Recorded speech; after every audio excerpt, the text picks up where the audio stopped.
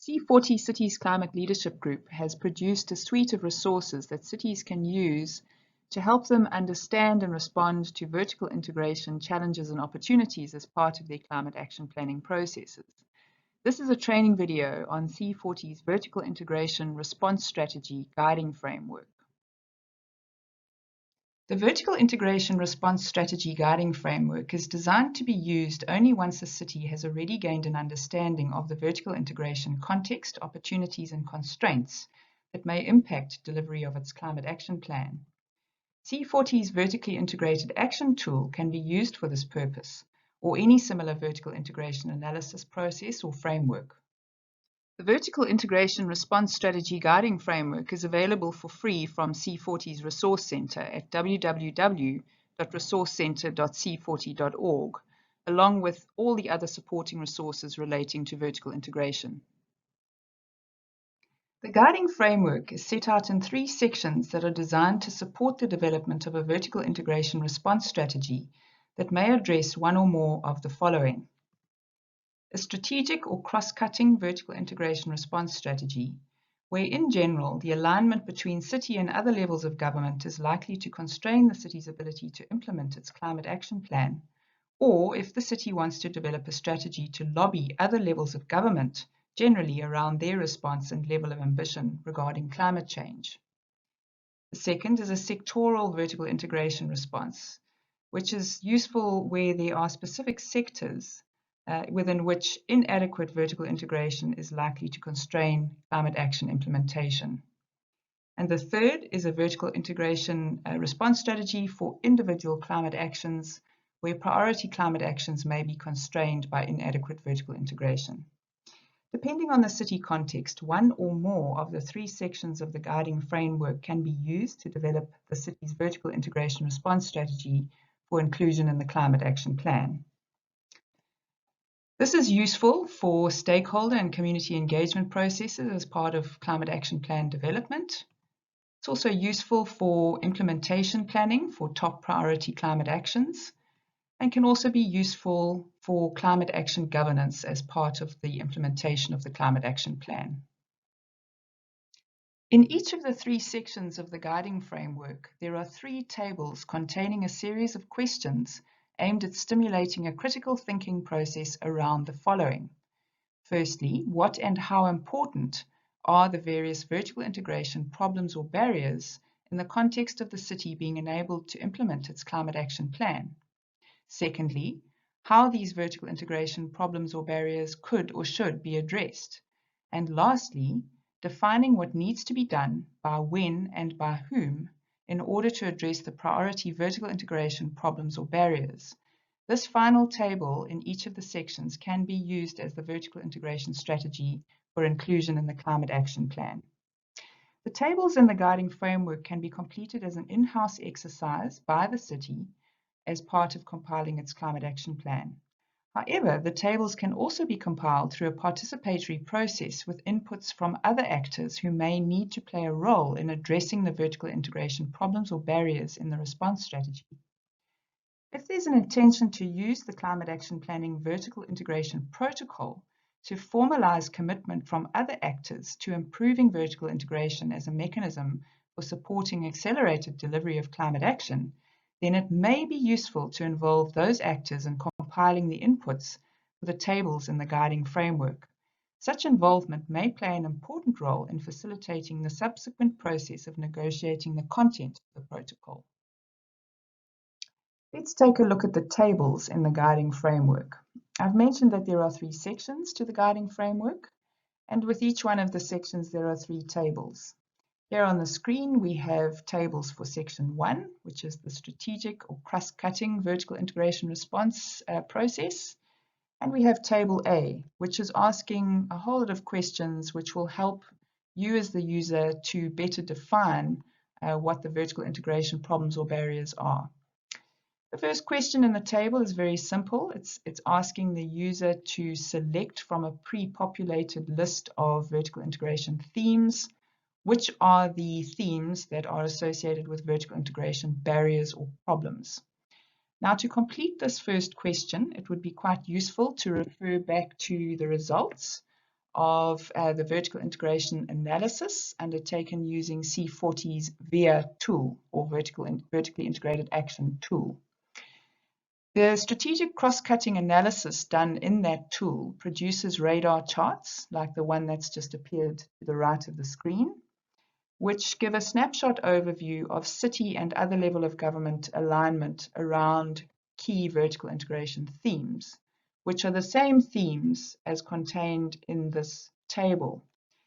So one can use the outputs of the VIA tool to basically as inputs for tables like this in the guiding framework. So just to use this as an example, this is the snapshot vertical integration analysis for climate change mitigation between a city and a national government. And we can immediately see that the themes where there's poor vertical alignment are joint target and goal setting, information and knowledge sharing, capacity and skills, and there's partial alignment around financing climate action and partial alignment around political issues relating to climate change mitigation. There is in fact good alignment around institutional and policy roles and functions.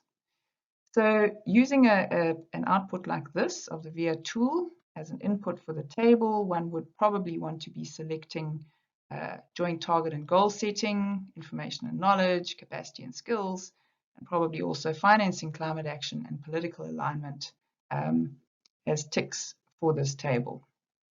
Once you've done that, the second question has a series of sub-questions within it, which are really focused on the user going through a thinking process of unpacking what those vertical integration barriers are and how important they are for delivery of the climate action plan.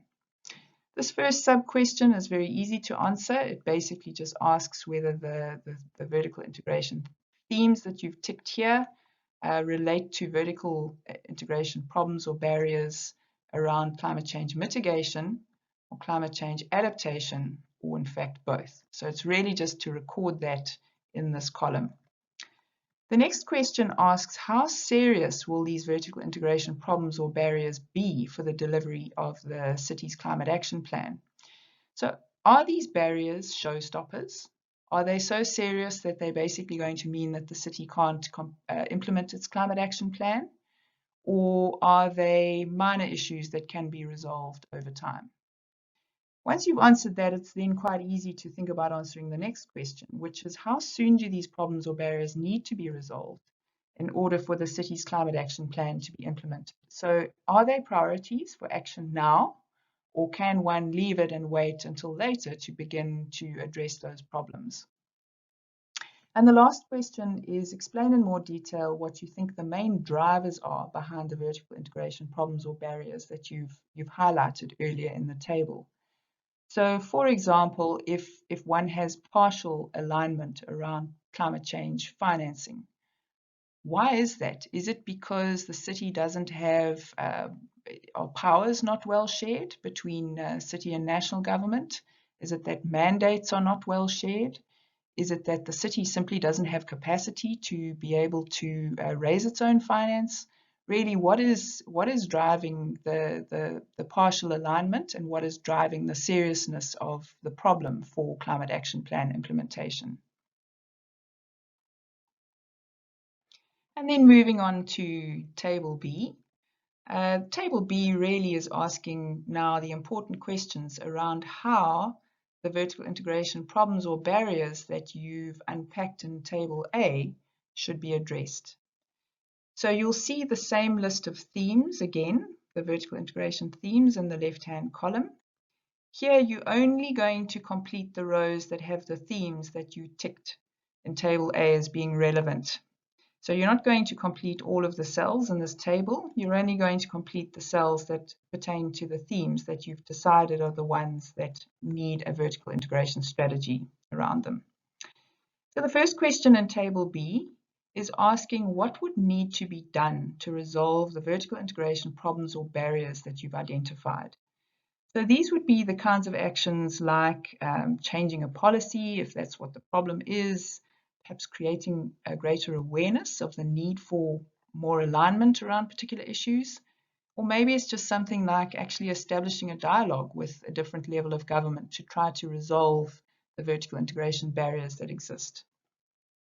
The second question is then asking whether there are any existing intergovernmental structures or processes that could be used to facilitate resolving the problems or barriers, and if so, to list them and explain their role.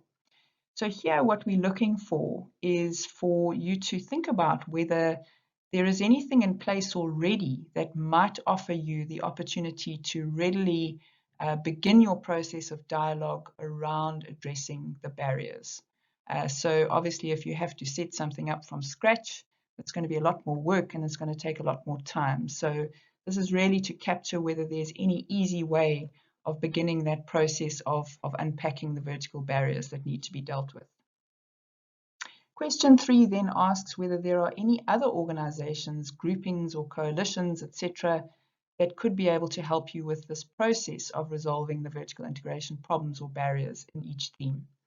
So this may be things like associations of local governments or cities that might offer you a ready opportunity to access the other levels of government that you need to engage with around addressing the problems.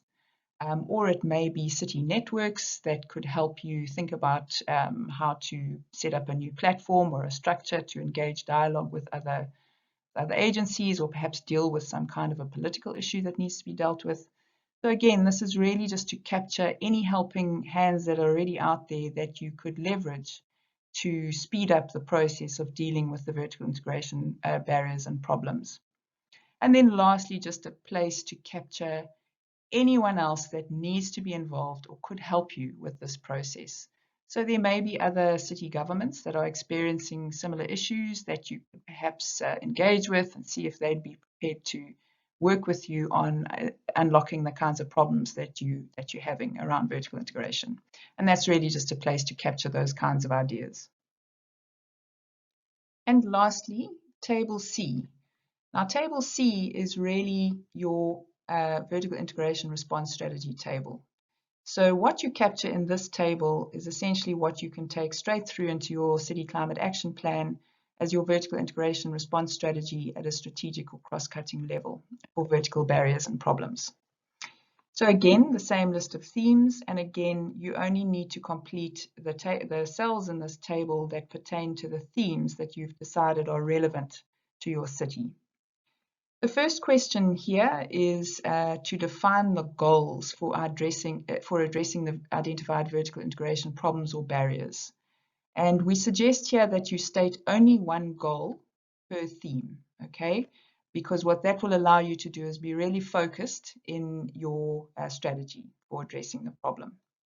Now, the goal, for example, is your desired result that you want to achieve. So a good example of that is if you use the financing climate action example again, perhaps the city might like to set a goal, something along the lines of that the city wants to achieve autonomous powers to be able to raise its own finance for implementing climate action, if that's not currently the case. So the next question then is to list the objectives for each of the goals. Now, the objectives are essentially all of the actions that need to be taken to achieve that goal. So one assumes there will be several objectives for each one of the goals that you've defined under question 1 here. And then the third question is to state the target time frame for achieving each objective. Now, this is really important because it's all well and good to have a list of objectives or steps that you need to take towards achieving your goal. But if you don't define a time frame by when you need to have taken those steps, it may well be that you miss key time frames linked to your climate action plan targets and goals. So think about when you need to take these actions in order to ensure that you can effectively implement your climate action plan and meet the emissions reductions and adaptation and resilience targets and goals that you've defined in your climate action plan. And then lastly, who is responsible for achieving each of these objectives? Now, this is also really important because, again, it's great to have a list of actions, but if you don't define who is going to be responsible for leading on taking those actions, it may be that they simply never get taken. So here you may have several different actors listed in the table. Again, preferably put one responsible party for each of the objectives rather than a whole lot of responsible parties per objective, because that again makes it quite difficult to hold accountable those parties for delivery of the objectives. This table structure, the 3 tables, is pretty much how we structure the different sections in the tool. So for section 2, we see a similar kind of a structure for table A as we saw for the cross-cutting vertical integration response strategy in section 1. The only thing that really differs is that in section 2, instead of a whole lot of themes here, cross-cutting themes, we've got a whole lot of sectors listed. Okay, so again, you would start off by selecting which sectors you're wanting to develop a vertical integration response strategy for, and only complete the relevant sections of the table, table A, table B, and table C, that relate to those sectors that you're wanting to focus on. So for the vertical integration response strategy for sectoral priorities, this is a very useful output that comes from the VIA tool, the sector analysis level within the VIA tool, where you can very quickly pinpoint which sectors are a high priority for vertical integration action. And in this particular case, it happens to be the energy sector.